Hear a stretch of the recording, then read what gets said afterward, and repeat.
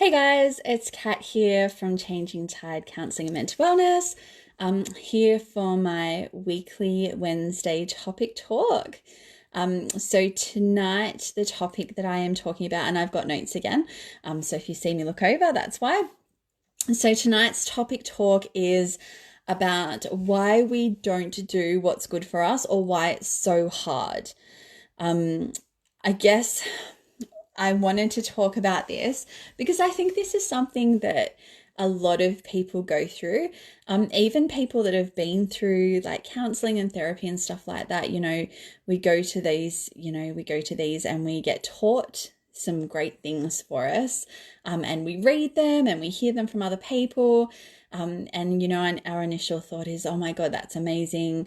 I should really do that. That's going to be so good. But sometimes it's really hard to actually put them into place. And then we're like a couple of months down the track and looking back at a couple of months of not doing it.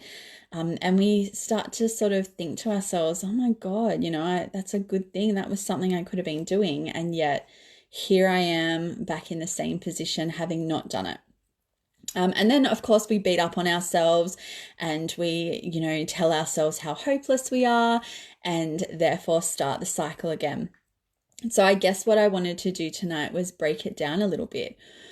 So I want to talk about behaviors. So we have adaptive behaviors and we have maladaptive behaviors. So when we're talking about maladaptive behaviors, we're talking about those things we do that kind of make us feel okay at the time, but long term are actually having a really negative impact. So some of the reasons that we do these behaviors is self-soothing. So, we sometimes feel something, we think things, and they create like a feeling in our body that, we might be uncomfortable with. It might be something that's really foreign to us. It might be a feeling that reminds us of another time in our life when there was something that was not so good happening and we were having that same feeling. And so often what these behaviors are doing are trying to help us self-soothe and self-regulate. So all of the time when we're doing these, what's called maladaptive behaviors or behaviors that have sort of long-term negative consequences, we're getting something from it. So we don't just do it because, it feels good at the time. There's something that we're really getting. So I guess if you were to think about the brain a little bit like a computer, so it gets programmed a certain way. So, our brain's whole purpose is to keep us alive and, to look after our survival. And sometimes, it will do things and it will get programmed in a certain way that it's definitely keeping us alive, but long-term consequences of that aren't so great. So when you're thinking about things like drug and alcohol abuse, so, I've worked in that sector before. I've talked to, a lot of people who have been through that. And what I found was, 99% of the time, there was something that was happening for people that they were trying to, they were trying to help. They were trying to regulate themselves. So, a lot of the time people that have got an undiagnosed mental health condition, or, something that like ADHD was something that came up a lot. So, if something is happening in your brain, you are looking for a way to control that to get a better feeling. So, the same goes for someone that's been through trauma. So if you have been through trauma and you're having those feelings, you're having those thoughts, a lot of the times are having a lot of guilt or a lot of fear, what you're looking for is something that's going to change that feeling. And I mean, if you look at like drug abuse, you look at alcohol, that's exactly what that does. It completely changes the way you're feeling. So, even if it can be as something as, having a stressful day. And so in your head, you're like, well, when I have a stressful day, I come home and I have 3 glasses of wine. It makes me feel relaxed. I forget about all my stress. So you're doing that for a purpose. You're doing that because you want to feel different than how you're feeling. I guess when we're looking at long-term consequences of that, that can very quickly turn into like an abuse of that, because the body gets tolerant. So then you need to start drinking more and more. And then you're basically programming your brain, when I feel this way, when I'm having these thoughts, this is what helps. So the brain is programmed to seek out what it's been programmed to do, which is your survival. So when I'm feeling like this, I'm feeling threatened, I'm feeling stressed, I'm feeling overwhelmed, I know in my program that if I have a few glasses of wine, then I'm going to feel better after it. And then that's what it does. So I guess when we're thinking about why, even if we know what's good for us, or a better way to do things, or something that's a healthier response, why do we continue to go back to what we know? Well, change is scary. So essentially what you're doing is you're taking away that safety. So your brain has already identified, this is something that I do because when I feel frightened, it makes me feel safe. And you're going, well, actually, we're not going to do that. So you kind of have to sit in that state for a little while until something else starts to work. So it's quite confronting, and it pushes you out of the comfort zone. So doing that same behavior, no matter if it's, a behavior that's getting good results, or whether it's a behavior that might have negative consequences, it's something that you're comfortable with. If you were to say, maybe put it in a physical sense, if you are somebody that has always sat hunched over with your shoulders over, that's not good for your back, but it becomes comfortable. If you were to pull your shoulders back and sit up straight and hold that like that for a number of days, you'd start to feel pain in your body. And it's not because it's the wrong thing to do. It's actually better for your body, but it's because you're not used to it. So you're still feeling that pain, and you're feeling your body kind of push back. It's the same with your brain. Your brain is pushing back. Your brain is going, I don't feel safe doing this new thing. This is a little bit scary for me. I feel a bit confronted about having to change the way I'm handling this situation. So the easiest thing for people to do is to go back to what their brain knows, go back to what's safe. So I guess thinking about what can we do?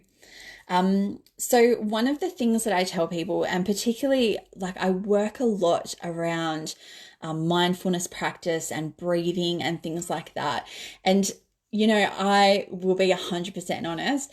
If you had asked me probably even 2 years ago around meditation and mindfulness and things like that, I would have laughed and I would have said, I don't meditate. I can't meditate. It feels like a bit of a waste of time. My breathing's fine. I just breathe in and out like a human. And it's not until that I've really started to work with other people around this and put it into practice myself that I've recognized the massive impact that can have. I work with a client who has a huge trauma background. She has gone in and out of supported accommodations. There's been a lot of family turmoil. And the last session I did with her, we breathed. So I literally got her to stand and take in a really deep breath, sit her hands on her tummy so she could feel, her tummy expand. And we did that 3 or 4 times. And I said, how was that? And she was really blown away at what it felt like to breathe with purpose. So to actually be really aware of her breathing and take in a deep breath. Because when we are living with trauma, when we are stressed, when we are overwhelmed, our breathing is shallow. So, we're still breathing, but we're just getting enough in to survive. So to actually be able to stop and take that big breath in and really feel that, that whole body expansion, that was huge for her. So one of the things that I tell people is to start to put this in as a habit. So rather than waiting until, something has blown up and we're trying to manage it and we go, oh my God, what's all that crap that Kat talked about on that video? Oh, I've got to breathe. What I tell people is to start to make these, these really good behaviors a daily habit, so that when things happen, that's already in your brain. Your brain already knows that feels good, and your brain already knows that works. So that becomes your new adaptive behavior. Another thing that I do with people a lot, I love to give visuals.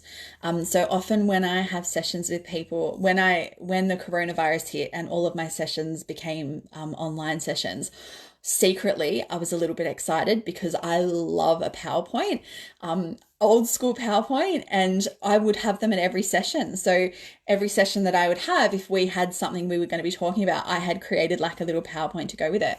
And I will still do that for our face-to-face sessions. So when I talk to people about distress tolerance, when I talk to people about, ways to manage overwhelm, I have a handout, because when you're in the moment, you go, yep, I'm hearing you. And then you walk away. And I know this because I do this at appointments. You walk away and 15 minutes later, someone says, "Oh, what did you talk about?" And you're like, "I cannot remember. I've got no idea what Kat told me to do." So having some visual reminders. So it might be having them around the house. It might be, having some signs up reminding you to breathe. A great place to put it is on the bathroom mirror, because generally every day we go to the bathroom mirror to, do the hair, brush the teeth, all the rest of it. So that's a great place to have like a little visual reminder. It can work really well for affirmations as well. So if you're kind of into affirmations and looking at your thoughts and how you can kind of inject those positive thoughts in, having visuals around you is a great way to remind yourself to start saying that and start following those things that you want to put in place. Also, verbal reminders are great.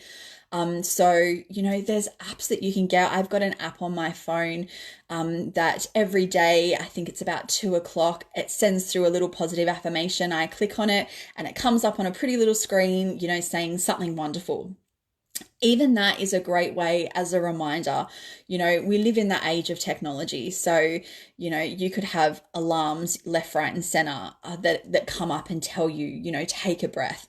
We've got watches nowadays. My husband, I'm absolutely not electronically minded at all. I feel like I am electronically cursed, and everything that I touch that's electronic ends up dying a very slow, painful death.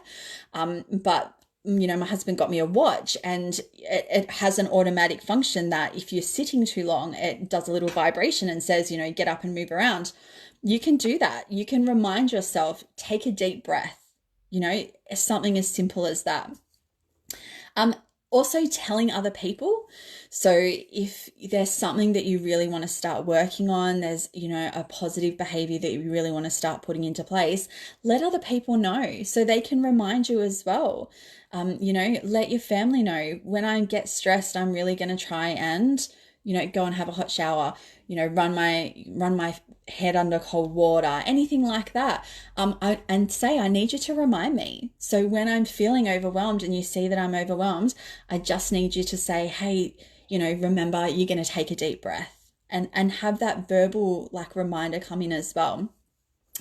And lastly, practice self-compassion. I put this in here because, like I talked about at the start, I'm talking about that cycle. So where you go, I want to do this, I'm going to try really hard, this is going to be amazing for me. And then something big blows up and your brain takes control and goes back to an old behavior. And then you beat yourself up in your head and go, oh my God, I didn't do it, I'm such a failure. And then what does that bring? The original emotion that you were having that made you want to do that, like that maladaptive behavior. So that then the cycle comes in. So what you want to be doing is having self-compassion and reminding yourself that you are human. So you are not going to get it right 100% of the time. It's not going to happen because it takes a lot of work to be able to reprogram that brain. Generally we have had years and years and years where we've been functioning a certain way. So thinking about having to redo that and rewrite that whole script, that's a massive job and it takes a lot of time. You're creating whole new habits here. So have self-compassion. Remind yourself, I'm human. I can't get it 100% all of the time. There are some times that I'm not going to get it right, and that's okay. But what I do have is awareness. So being able to be aware that you didn't do it the way that you wanted to and go next time is very different than just continuing in that pattern with no awareness of what's happening. So self-compassion, huge for me. And I think, it's something that we all need to practice a little bit more of. And again, having your visual reminders, having your affirmations can do that as well. Even just having a sign up saying, I am human. It's a good way to just instantly remind yourself, oh, you know what? I'm doing the best I can. So I guess that's looking at why we do things that aren't good for us. We all do it. It's our brain is there to keep us alive, and it does a damn good job because otherwise we wouldn't be here. But at the same time, some of those methods that it's using, not having the greatest long-term impact on us. We're the ones that are in control of our brain. Never forget that. So if there are things that you're doing that you don't think are going to work out long time, it's never too late to start making some decisions and start putting some good habits into place and starting to turn that around. That's all from me tonight. I hope you enjoyed your topic talk. I hope you guys are keeping dry in the rain.